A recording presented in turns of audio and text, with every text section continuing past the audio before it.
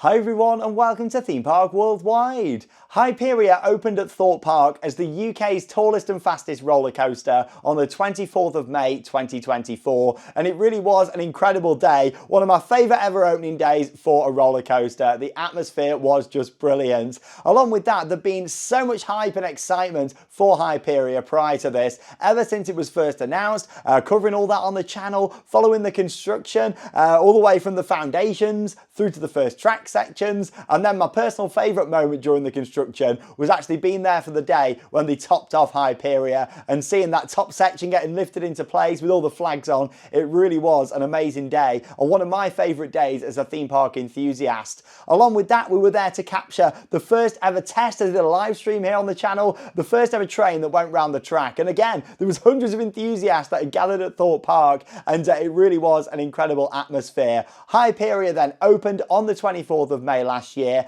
and soon became many people's favourite roller coaster here in the UK, including myself. I do think that it's an excellent ride experience and I love it to bits, and that's why it does make me really sad having to make this video and talk about some of the current issues with Hyperia, because let's face it, this ride has had a lot of issues ever since it first opened last year. And yeah, I just want to point out before I get into the details of this video, I'm not a designer, I'm not an engineer, I don't have any qualifications like that. However, these are my thoughts as a theme park enthusiast for over 20 years. I've been loving and visiting theme parks for a very long time. I'm turning 32 this year. I fell in love with theme parks ever since I was a kid, and my mum and dad taking me to Alton Towers. The love and passion that I've got for these theme parks is out the roof. It really is. I love them to bits, and it does make me really sad when you have to film videos like this talking about different things that are negative with theme parks. However, I did want to film this video and just kind of address a lot of the things that are happening at the moment, and obviously talk a bit about Hyperia, because in my opinion,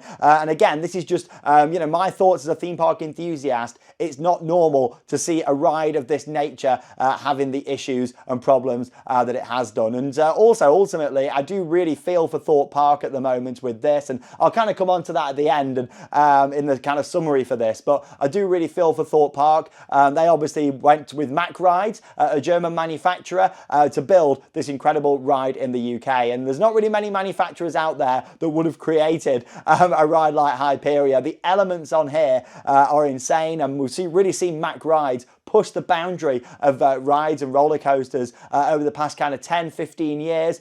Some of the best rides out there around the world are built by Mack, and of course Hyperia is certainly one of their best rides in my opinion. And of course, for a lot of you, I'm sure you feel the same as well. However, it has had a lot of downtime, especially for a new ride. You know, this is a coaster that opened in 2024, a multi-million-pound project. Something's gone wrong somewhere, hasn't it, for the ride to be having the issues that it has. Now, you may have clicked onto this video not really being aware of some of the issues that Hyperia's had. I'm sure most of you have. However, I'm just going to kind of talk a bit about those, and I've got some dates, I've got some information to share, and some facts of things that we know that have happened to Hyperia since it first opened. But yeah, just bear in mind, I'm not an engineer or a designer. They're purely my thoughts, just for kind of information and speculation purposes only. So the ride opened on the 24th of May 2025, and it was a great opening day. As with all new rides, they're going to have issues, they're going to have a little bit of downtime, but Hyperia ran pretty well on its opening day, which was wonderful. Along with that, there was a press event prior to that as well, where the ride was running really good. And you know, you expect new rides to have problems. It's a machine. There's a lot of different components and elements that are built up into every ride, whether it's just a small carousel through to a massive roller coaster like Hyperia. These are machines. These are very technical, advanced machines, you know, and we've got to think that you know, it takes some pretty amazing people to come up with these rides and design them in the first place, and then all the kind of technical aspects that are needed to operate these rides and keep them reliable and safe. However, unfortunately, on the next day, which was the 25th of May 2024, Hyperia didn't open and remain closed. A statement was actually released then by Thorpe Park stating that they were completing technical checks on Hyperia. Now at this point we didn't really know how long this was going to take, and then a date was put out there for when they were expecting Hyperia to reopen. It didn't open on that date and they had to push the date back, but Thorpe Park were really good with their communication, keeping people updated about when, you know, they were hoping to have this ride back in operation. It ended up actually being the 12th of June 2024 when Hyperia was finally back in operation. Now, there was a lot of rumours and speculation about what was actually being done there. Obviously, Thorpe Park were working with the ride's manufacturer, Mack Rides.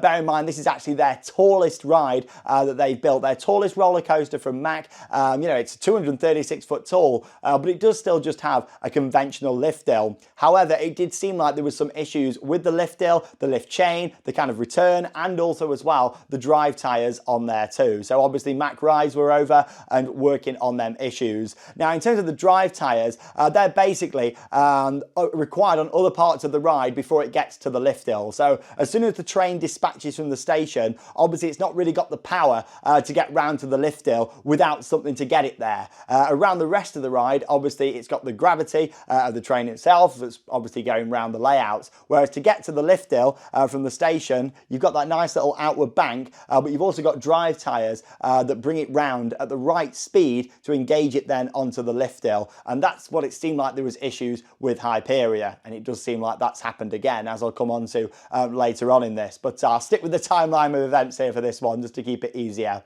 So anyway, the ride reopened. Following on from that, there was a few other issues that did occur with Hyperia. Obviously, at this point, Thorpe Park thought they'd solved the problems. I remember there was a stoppage on the lift hill at one point, and things that are pretty standard really with any ride opening. Like stoppages on rides are perfectly safe. They're not a cause for concern. Rides do stop and get evacuated on a daily basis around the world. Think of all the theme parks and rides that are out there. At no point has Hyperia not been safe to operate at all. It's just one of them things that there's been multiple different issues that have all kind of accumulated into an unreliable ride with a lot of downtime as we're seeing now. Then, of course, we move on to another one of the big issues, and this is one that, of course, happened again yesterday. The rollbacks. Now, there's been 3 times where Hyperia has rolled back, or valid is a term that we'd use for that. Basically, by valid, and I've seen a few comments asking on social media, what does that mean exactly? So basically, valid means that it's came down and then it's not made it up into the next element. So it's kind of rolled back and forwards, gradually slowing down, and then came to a stop. This is what's happened on Hyperia now. Not once, not twice, but 3 times, as I'm going to talk about now. Now, the first time it happened was actually only a few days after it reopened, after that extended closure where they were doing some work to the ride. That was the 19th of June 2024. Before the park opened in the morning, the ride did roll back prior to the Outer Bank storm. So obviously this is the part of the ride where you drop down and you're going up into the Outer Bank before twisting back down into a barrel roll inversion. It's an amazing part of the ride. I do love it. But that is the element what seems to be causing the issues with the rollbacks on Hyperia. Now, it was closed for a couple of days and then it was back open, firstly on one train and then obviously on the second train later than that.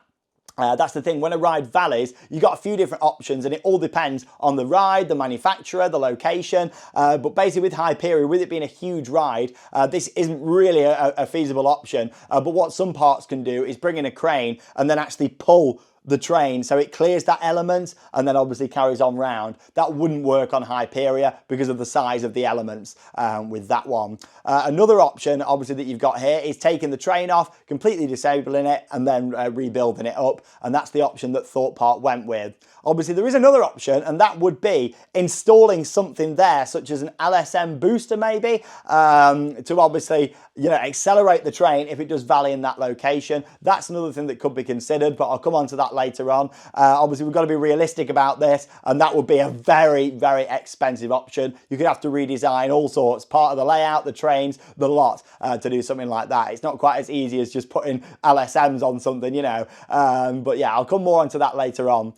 So yeah, basically that happened on the 19th of June, and then obviously the ride reopened after that, and it seemed to, over summer it had some downtime. You'd expect that from a ride. It seemed like the lift hill issues were resolved. There was a little bit of squeaking here and there and things, but nothing like uncommon really from my knowledge of being an enthusiast for over 20 years. You get squeaks and things on rides. That's just that's just what it is. Like, obviously it all depends on all sorts of different elements that make up these rides. However, on the 2nd of October 2024, the ride rolled back once again in the morning. However, this time there was some water dummies in there. Now, this is obviously something what parks can do to help prevent rollbacks. They can add weight to the train. Now, Hyperia has rolled back 3 times now, but it's never actually rolled back with a single person in the trains at all. However, it did roll back its second time with some water dummies in there. Obviously, after the first rollback, they made some changes and decided, right, okay, we need to make sure we're putting water dummies in to stop it from rolling back.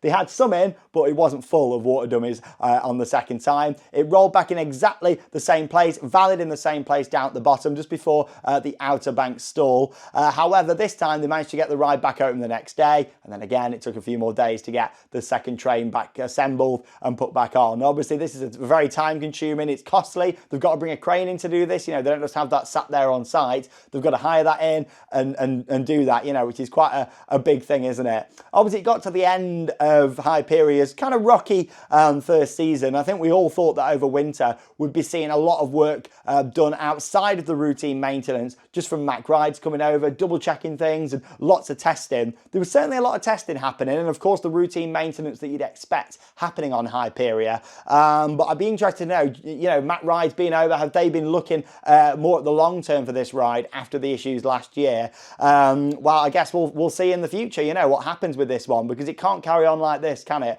Being so unreliable. As just yesterday, on the 2nd of April 2025, less than a week, of course, into the 2025 season, it happened for a third time in the same place again. It obviously didn't make the Outer Bank. It then went back and forwards, and then valid down there at the bottom. It was stuck in that location. Obviously, this time, we'd gone back to the start here, and there was actually no test dummies in there. Now, why there was no dummies in there is the big question with this one. Now, obviously, I wasn't at Thorpe Park yesterday when this happened. However, I believe, obviously, you had the ride was operating as normal. It was a very windy day as well. Maybe a wind alarm was sounding or something like that. Basically, this is getting quite technical now. Rides have got wind alarms that are obviously set by the manufacturer. With this, it would be Mack Rides. And then when it gets to a certain amount, the ride obviously can't operate anymore. On Hyperia, according to the official Thorpe Park website, it can run up to 47 miles per hour winds, which is pretty high.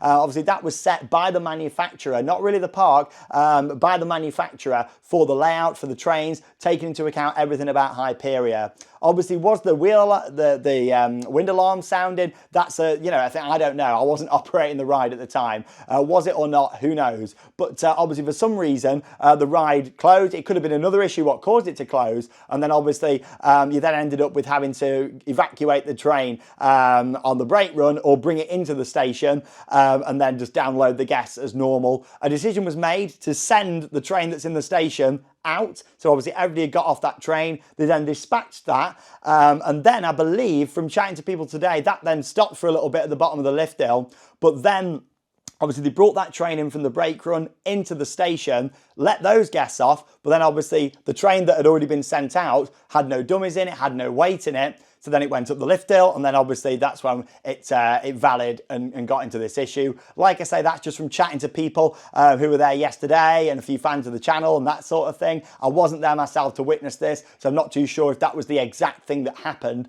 but that's just what I can get from seeing online and from chatting to a lot of people. It seems like that's the case. But still, the ultimate thing is it did valley again and did roll back. Now, I'm not going to start going into, you know, why were dummies in there and why were they not. Obviously, a decision was made to bring the train in and send that one round empty. I think if it was me personally there, I would have evacuated that other train from the brake run, which can easily be done. They have things called power packs, and then safely they can release the restraints on the brake run, the lift hill, or wherever it stops, other than, of course, around the rest of the layout. It's got to be on lift hills, block zones, brake runs, that sort of thing. Obviously, there's no mid-course brake run or anything on Hyperia. So once it leaves the top of that lift hill, it should make it there to the brake run at the end. Now, obviously, with this, they made that decision not to do that. Personally, that's what I would have done there. I would have, you know, the train's there, got the power packs in, evacuated it, and then you could have started again and put the dummies in from the front. You see what I'm saying? But they obviously dispatched that train without any dummies or anything in, and then obviously, you know, they downloaded the train train as normal in the station. You know, I've worked on rides myself. I'm quite familiar, you know, with how it all works and that sort of thing. And I'm sure there's people that have worked on the rides themselves, you know, maybe even people who've operated Hyperia watching this. You know, so it's clear that there's some sort of, you know, a decision was made there. Who made that decision? Probably high up management. I'm not too sure, but that was the decision that was made there today. Now, obviously, it was very windy yesterday as well. We've got winds over the next few days, actually. And obviously, the wind alarm, you know, was it activated or not? 47 miles an hour is obviously what MacRide set it as. So yeah, I'll leave that one with you. Would you have evac'd the train before it came in and put the dummies in, or would you have done what the park did? It's one of them, but ultimately it ended up in another expensive crane having to come in. Luckily, it did come in last night, and at the time of posting this, obviously on Thursday morning, we'll see what happens. You know, is the ride going to reopen today? Is it going to reopen tomorrow, or is it going to be shut for a longer period of time? I guess we'll see. But at the time of recording this video, then obviously, yes, the ride is closed at the moment due to this. Now, I just wanted to say, you know, it's very unfortunate for Thorpe Park that Hyperia's had so many issues, because it really is an incredible ride. I love it to bits. It really is amazing. But clearly, there needs to be a fix for this, doesn't there? Whether, you know, I think partially it's been a mix between the park and the manufacturer. However, my personal opinion now is that this is where the manufacturer needs to come in and help resolve this. Obviously, you know, whether Thorpe Park decide or not to put the dummies in is another thing. I'm more going back to the actual issues with the lift hill and the drive tyres that, again, have been causing problems so far this season. It's not all about the rollbacks. It is about the drive tyres and the overall availability too for Hyperia. It's getting a reputation now for, you know, even I'm starting to think, you know, if I'm driving down there, is it worth it? Am I going to get on it or not? And if I'm thinking that, be my favourite coaster, I'm sure a lot of you are too. My ultimate wish is that this just gets resolved. And obviously, again, I'm not an engineer, I'm not an expert, but, you know, there's a few different options basically that could happen with this to help resolve it. Obviously, the first one, we're going back to the rollbacks, not the reliability. I think, again, you know, that does need to be a manufacturer thing. I'm not an expert in that, but they need to come out and look at that, even if it means closing the ride for an extended period, doing a full kind of diagnosis into what is going on with the availability, whether it be the lift hill, the drive tyres, then of course they can think about the rollbacks and that sort of thing as well. Is there anything they can do, add more weight and that sort of thing? But you know, we'll see what happens with that one. Obviously, in terms of fixing the rollback issue, obviously they can make sure, you know, they're putting the dummies in every single time. That's really going to help. But then obviously, you know, the weather's been different each time it's rolled back. Different wheel compounds can make a difference. They can change the type of wheels. It's all very technical, you know, and obviously I've never worked in maintenance. However, I do know how complicated and technical it can be with things like wheel components and wheel compounds. It all changes. Weather can affect things. Obviously, it's rolled back now with both of the trains. It's not just one train that's causing the issue. Another option, obviously, you know, I mentioned earlier on about LSMs. Obviously, that is an option, I guess, to put, you know, a little LSM boost at the bottom. So basically, you know, if it didn't make it, that would automatically, you know, with sensors activate. And then when it rolled back that time, it would give it the boost to then send it over, which obviously would solve the problem.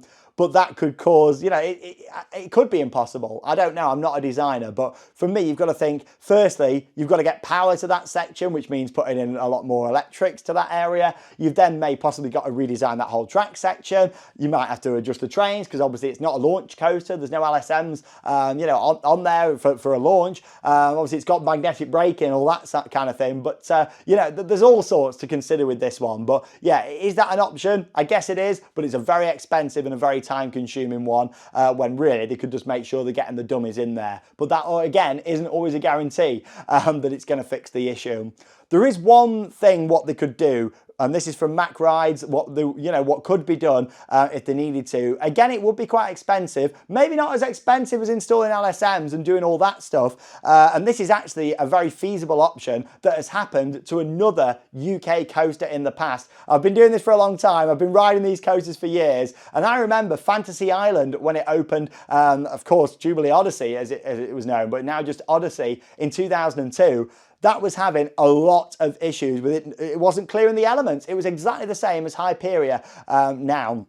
Now, what they actually did, that closed season, the winter of 2020, 2002, I'm getting too ahead of myself, in 2003, they actually lowered the height of some of the elements on that ride on Odyssey. The huge turn, the hammerhead, and the sidewinder, which is the final inversion, they were all lowered. They actually, reduced the height of them, so it cleared them elements. So it has been done in the past. Obviously, that's a Vekoma ride. This is a Mack ride. Should you be having to do this in 2025 with all the technology and engineering out there? No, you shouldn't. Obviously, that's a long time ago, 2002, when that happened. But still, that is a feasible option. They could look at actually lowering that part of the ride. Obviously, you'd have to reprofile, the bottom of that section, and obviously you've got the inversion coming out of that. It would be a very costly and time-consuming thing, but that is certainly an option too. I'm not, I'm putting it out there. Like I say, some people might think, oh no, it definitely can't be done, but it is an option. It has been done before, even if it's from a different manufacturer.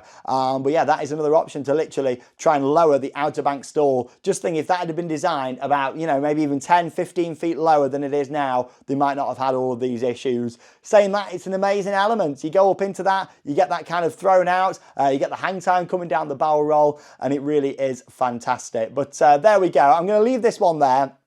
Thanks for watching. Thanks for sticking by with this one. It's been quite a technical video, this one. But yeah, I just wanted to talk about all this and share my thoughts.